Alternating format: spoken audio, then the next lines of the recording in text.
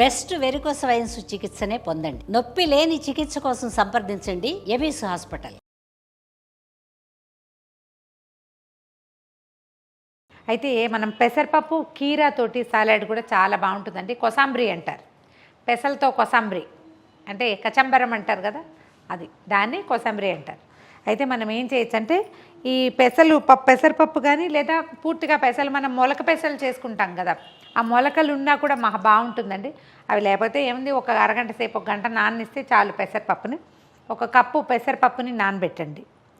తర్వాత ఏం చేద్దాము, ఓ 2 పచ్చిమిర్చిని సన్న ముక్కలు తరిగి, కొత్తిమీర కూడా సన్న ముక్కలు తరిగి పెట్టుకుందాం. ఇప్పుడు ఏం చేద్దామంటే కీరాని చెక్కు తీసాను చూడండి, చెక్కు తీసేసి కొంచెం నీట్గా ఒక మాదిరి కోరు వచ్చేలాగా కోరుతాం. మీడియం సైజ్ పెట్టుకుందాము.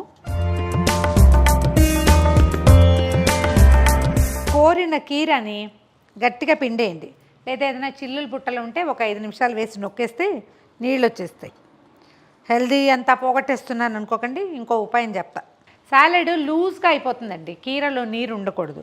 ఆ నీరు వేస్ట్ అయిపోతాయని బాధపడకండి. చక్కగా ఒక్క చిటికెడు సాయంత్రంలో వేసుకుని తాగేయండి. హెల్త్ అంతా మనకే ఉంటుంది. అప్పుడు ఇంట్లో వాళ్ళందరికీ ఇద్దామని ట్రై చేయకండి, వాళ్ళు ఎలాగో వినరు కదా, మనమే వేసేసుకుంటే సరిపోతుంది. సమ్మర్ స్లిమ్మింగ్ ప్రోగ్రామ్స్లో మనం ఈ కీరని రోజువారీ మన ఆహారంలో భాగం చేసుకుంటే ఏం చేయకుండానే 1 కేజీ 2 కేజీలు తగ్గిపోతామండి. ఏం లేదు, పెరుగన్నంతో పాటు ఖచ్చితంగా రోజు 1 కీర తినాలి. మనం 1 కీర తినాలంటే ఆ మాత్రం మజ్జిగన్నం తగ్గించేస్తాం కదా, ఆవకాయలో నలుచుకోవడానికి కీరని వాడుకోవచ్చు. పచ్చి కూర ఖచ్చితంగా తినాలన్నమాట. సన్నగా స్లైసులు చేసి పెట్టుకోవటము, చక్కగా అన్నంలో మధ్యలో కొరుకుని తినేయటమే.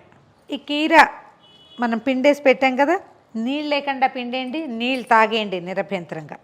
తర్వాత పెసరపప్పు నానబెట్టుకున్నామండి, 1 కప్పు ఉంది ఇది ఇందులో కలిపేయండి. నానబెట్టిన పెసరపప్పును కూడా ఒక వడగట్టె బుట్టలో వేస్తే నీరంతా పోతుంది, పొడి పొడిలాడుతూ ఉంటుంది. మనము జనరల్గా భోజనాల దగ్గర అక్కడ సాలెడ్స్ చేస్తారు, ఇది మనం ఇంట్లో చేస్తే పిల్లలు చక్కగా తింటారండి. దీని జస్ట్ ఈ టేస్ట్ని మనం అలవాటు చేయాల్సిందే. పెద్దవాళ్ళకు కూడా మంచిదే, ఎండాకాలం పెసరపప్పు తింటే చక్కగా చలవ చేస్తుంది. దీంతోపాటు ఒక 2 స్పూన్ల కోరిన కొబ్బరి, ఈ కొబ్బరితో పాటు కొత్తిమీర, పచ్చిమిర్చి సన్నగా కట్ చేసాను చూడండి, అవి కూడా ఇందులో కలిపేయండి. మన రుచిని అనుసరించి నేను ఈ తెల్లటి సాల్ట్ చూపిస్తున్నాను, కానీ యాక్చువల్గా నేను వేటికి ఈ తెల్ల ఉప్పు వాడను, రాళ్ల ఉప్పు వాడనండి. నా దగ్గర హిమాలయన్ పింక్ సాల్ట్ అట్టు పెట్టుకుంటాను. పింక్ సాల్ట్ అంటే సైంధవ ఇక అంటే పైన ఎక్స్ట్రాగా తీసుకునేవన్నీ సైంధవ తీసుకోవాలని. ఉప్పు జల్లేద్దాము, సరిపోతుంది. తర్వాత ఒక నిమ్మ చెక్క పిండండి దీంట్లో. ఒకవేళ ఇంకొంచెం పులుపు నచ్చితే కనుక నిమ్మకాయ మొత్తం కూడా వేసేసుకోవచ్చు. ఒకసారి మొత్తం కలిపేయండి. మొన్న ఒక వీడియోలో చేత్తో కలిపితే చెప్పారు, అబ్బే చేత్తో కలిపినవి తినబుద్ధి కాదు, చేత్తో కలపకండి అని. చేత్తో కలపకపోతే రుచి రాదండి. చేత్తో కలుపుకుని తిని చూడండి, దాని రుచి ఏంటో తెలుస్తుంది. ఇవి స్పూన్లతోటి అంత బాగా కలవండి. షెఫ్లు లాంటి వాళ్ళైతే ఇట్లా కలిపేస్తారు, వాళ్ళకి అదే జీవితం కదా, మనకు అలా రాదు కదా. రెడీ. ఎంత అందంగా ఉందో చూడండి, చూడడానికి చాలా బాగుంది, తినడానికి బాగుంటుంది.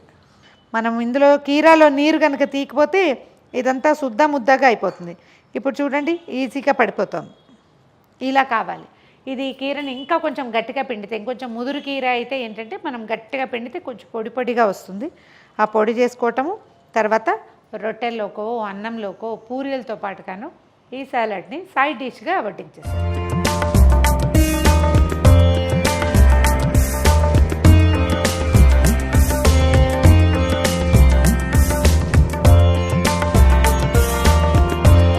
కీరా పెసరపప్పు సాలడ్ చేసాం.